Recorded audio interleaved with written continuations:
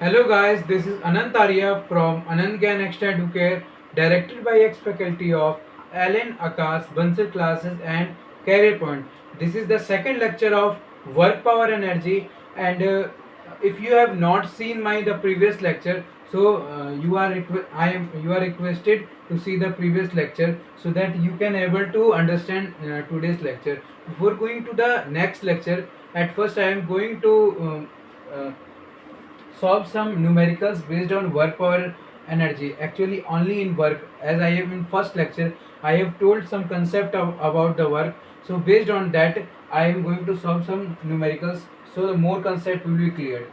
Now the first question says find work done by gravitational force and normal force if a body is uh, kept on the inclined plane and body is moving when this block moves L distance from here.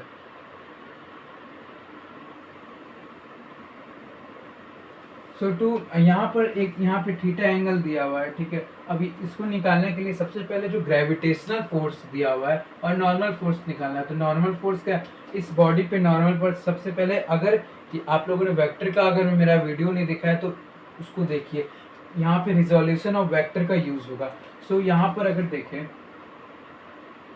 नीचे यहाँ पे mg force लगेगा, अगर ये theta है तो यहाँ पर जो है ये भी थीटा होगा, और mg का इधर अगर इसको इस साइड रिजॉल्व कर इसके परपेंडिकुलर से तो ये हो जाएगा mg cos थीटा, और ये क्या हो जाएगा नॉर्मल, ये नॉर्मल होता है ऊपर नॉर्मल लगता है, और इंक्लाइंड प्लेन के अलोंग, या तो ये सब याद ही रहता है, न्यूटन्स लॉज ऑफ मोशन में हम लोग ये ऐसे क्वेश्चन बहुत सॉल्व करते हैं। तो यहाँ पर इंक्लाइंड प्लेन के अलोंग ये होता है mg sin थीटा, ठीक है। अब हमको निकालना क्या, नॉर्मल फोर्स। पहला हम लोग देख रहे हैं कि नॉर्मल फोर्स और ये जो डिस्टेंस, जो एल डिस्टेंस चल रहा है, नॉर्मल फोर्स और हम लोग जानते हैं work done is equals to force into displacement. Force और डिस्प्लेसमेंट का या तो हम कर सकते हैं कि force F S cos theta, ठीक है। That is cos theta represent the theta represent angle between force and displacement.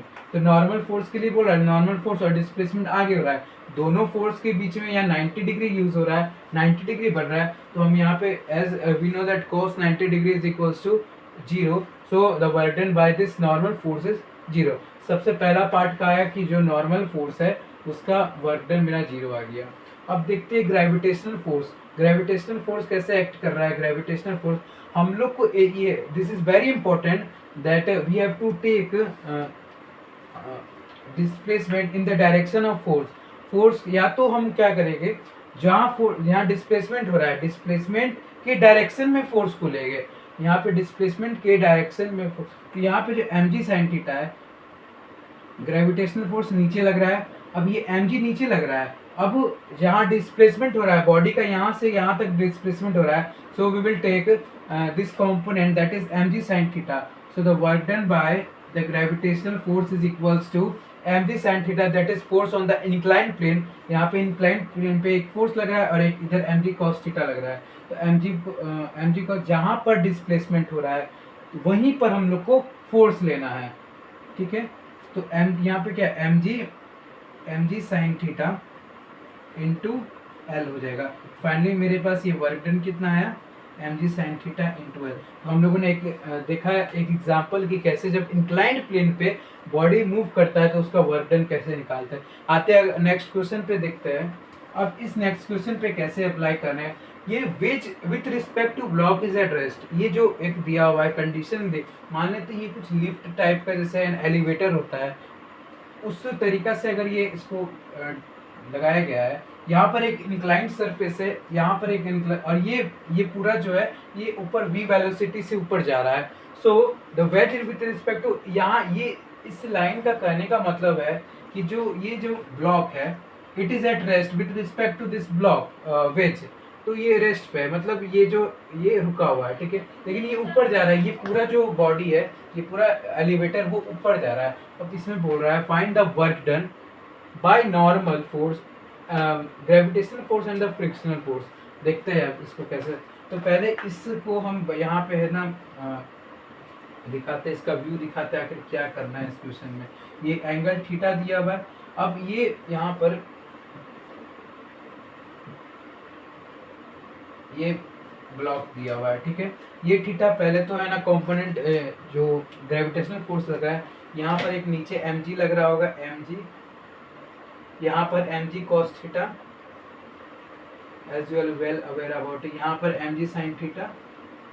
अब ये ऊपर मूव कर रहा है तो ऊपर ऊपर उसका vt ले लेंगे, v इंटू टी, डिस्प्लेसमेंट निकालना है या डिस्टेंस निकालना है, distance is equals to velocity speed into time कर देंगे, तो ऊपर वेलोसिटी इंटू टाइम कर देंगे। यहाँ एंगल देखते हैं, ठीक है, ये थीटा है तो ये भी थीटा होगा। अब यहाँ पर हमको क्या निकालना है, by normal force. Normal force क्या है, this is the normal force, ठीक है।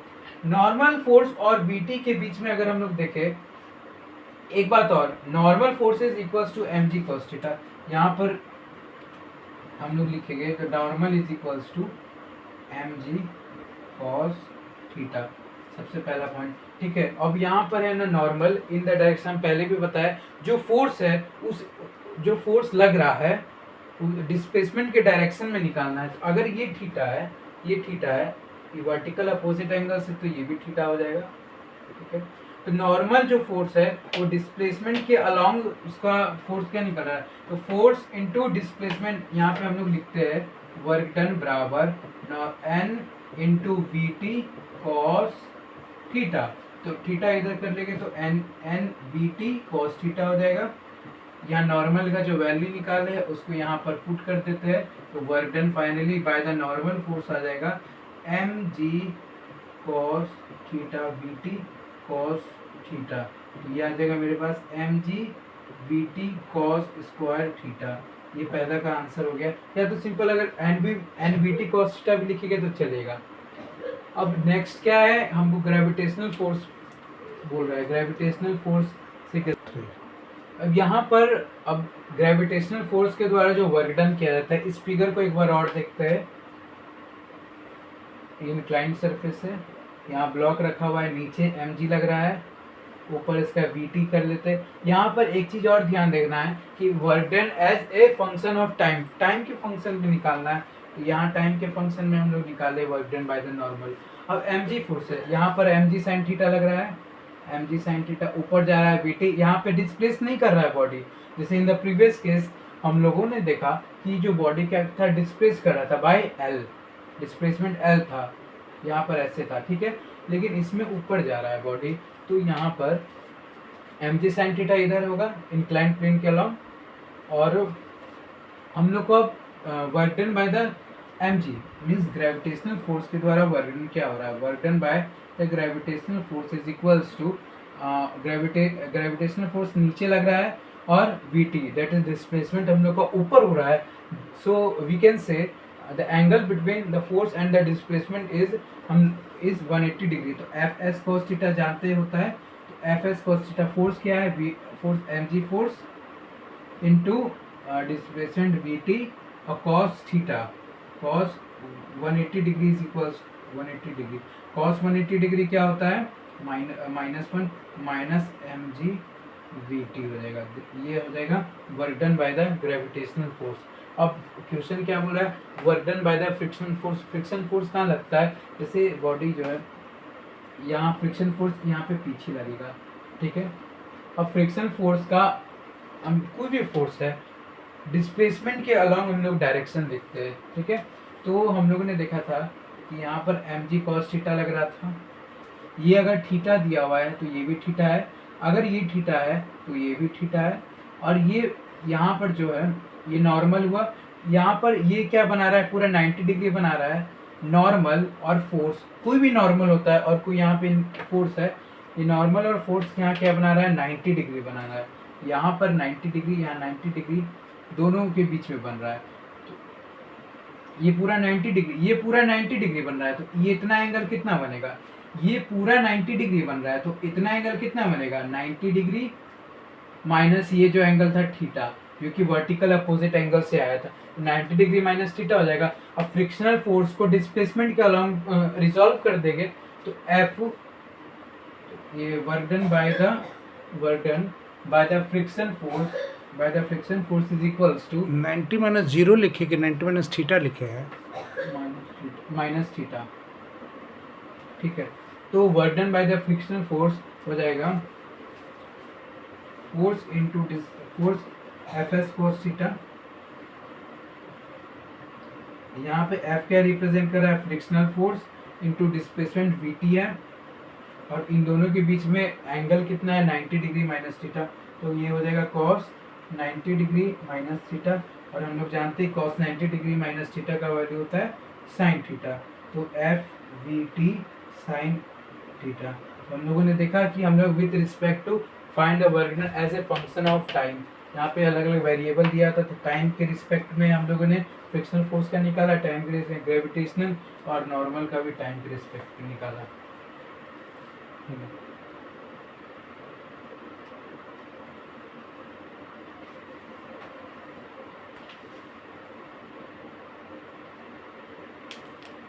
पूरा दिख रहा था।